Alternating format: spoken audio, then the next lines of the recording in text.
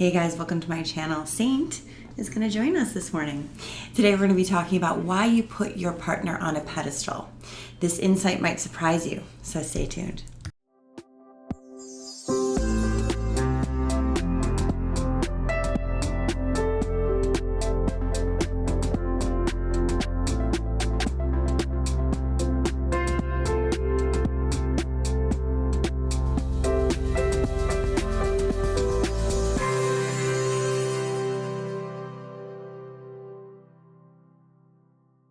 Hi everybody, welcome to my channel.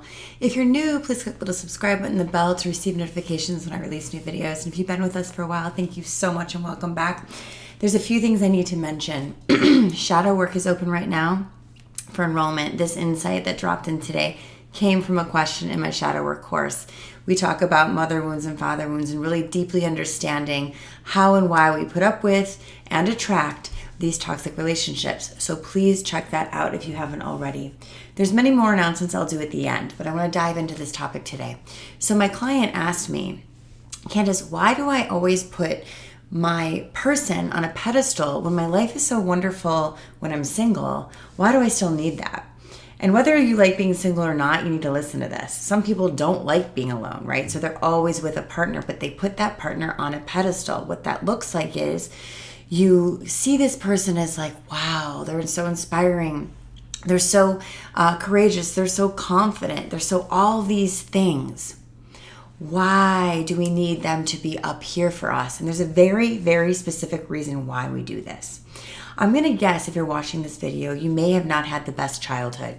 You may have even struggled with having a narcissistic type parent, a borderline type parent, a codependent parent, a parent who was not emotionally sound or emotionally mature. If this is you, keep watching. Chances are the person that you start dating seems amazing, seems perfect, feels very familiar to you, has a very similar emotional imprint than what you're used to, what felt like home. Right? So we believe that we're finally going to get the love that we didn't get from mommy or daddy from this person who has the same feeling. But oftentimes, actually all times, what happens is this person who seems like they're the one that we're going to get that final love from, that acceptance from, that acknowledgement from, is also the person that is much like our parent, which is probably very selfish, very emotionally avoidant, very emotionally chaotic. At the end of the day, maybe has some ghosting going on, may abandon you or reject you or not let you be you, won't let you shine, won't let you have freedom that you deserve to have. It will be the same imprint. You will have the same feelings and the same desire to please this person over validating your own life. We start to please them to get the love that we need, just like we had to with our parent. Take that in. To get your needs met by your parent, you had to cater to their needs. You had to be the emotional parent before you were ready to be. This will be the same in the relationship. So going back to my client's question, Candace, why do I put this person on a pedestal when I'm enough and I'm great on my own, but then I get in this relationship and I start to lose myself for them? Why do I do that? This is what I said. I said, look, let me guess. I didn't know this. Let me guess. Your parent was never available for you unless you were the way they wanted you to be. Yes. Your parent put their needs first. Yes. Okay. Well, you're a threat to them then getting their needs met. So they're going to reject you because you're a threat. You're probably too cute, probably too talented, probably just have needs and they don't have time for your needs. So you're a threat to them getting their needs met because they never had theirs met in childhood. That's step one. Step two, this person that you're putting on a pedestal is finally going to give you the thing you didn't get in childhood, which is consistent love, unconditional love, to be seen, to be heard, to be allowed to be you, to be authentic. But then they don't either. This is what happens. You're looking to them to finally allow you to feel that it wasn't your fault that you weren't loved in the first place. But what they actually do is show you the same pattern as your parent, which makes you believe again the lie that it's because of me that I didn't get loved. What we need to do instead is completely flip this situation. Instead of having someone that loves you the same as your parent loved you to confirm to you the original wound that it's because of you that I don't love you, you're not pleasing me enough, you're not catering to me enough, your needs are too much, you're too needy, you're too all these things. What we need to do is more of the inner work. When we do more of the inner work and understand that it was never my fault I wasn't loved, and it's not the truth that I'm not lovable. Just own that for a second. Then you'll see the real truth. The real truth is this parent who thinks I'm too much, it's because they can't own the fact that they're not enough. They're not enough to fulfill my emotional need. They refuse to take this responsibility, so they give you over responsibility. It must be something wrong with me that I'm not getting my need met. See what I'm saying?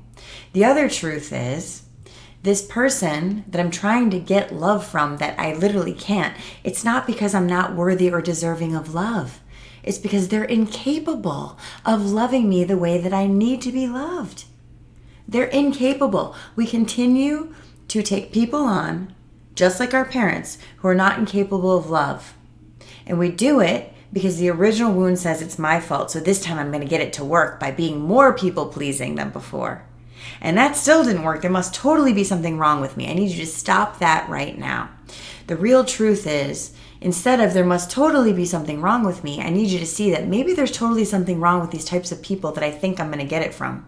Maybe there's something totally wrong with the fact that I thought my parent was perfect and I wasn't. Maybe I continue to find people just like my parent who wasn't perfect. And instead of seeing that it's because of me again, maybe I can see that there's something going on with them. Maybe I can finally change my story and upgrade it to see that I was an innocent child who just had basic needs and just needed to be loved, and my parent wasn't capable. And that's not because of me. It's because of their wounding. We do to ourselves what was done to us. We do to our inner child what was done to us in childhood, because our parents did to us what was done to them.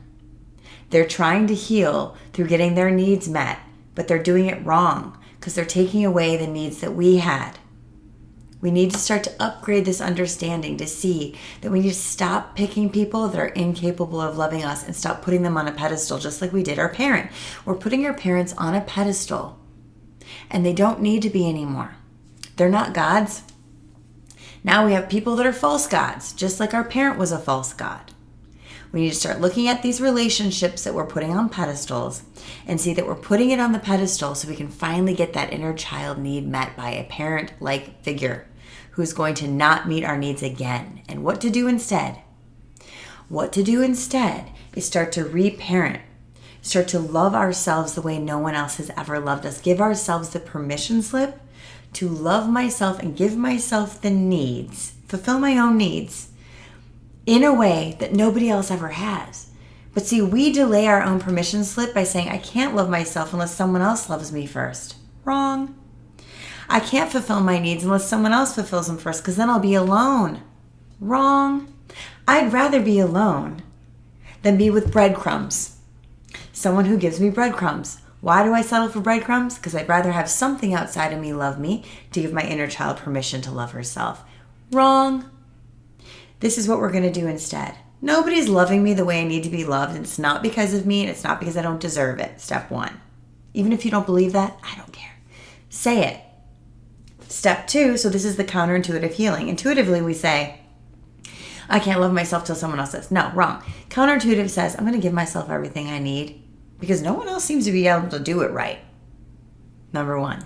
Number 2, when I start giving myself permission to love myself, heal myself, and anchor in a secure sense of self, a securely attached self, I won't keep attracting people who are insecurely attached. Because what happens with this is when we're insecurely attached and we have someone else who's insecurely attached, it feels addictive. This is going to be in my video next week. It feels addictive. And the reason is because we're both wounded and together we'll feel whole. But that's a recipe for disaster. So what I want you to focus on in this video is I need to get securely attached to myself. I need to fulfill my own needs. I need to give myself the love that I deserve. And then I'll stop putting these people who don't deserve to be on pedestals.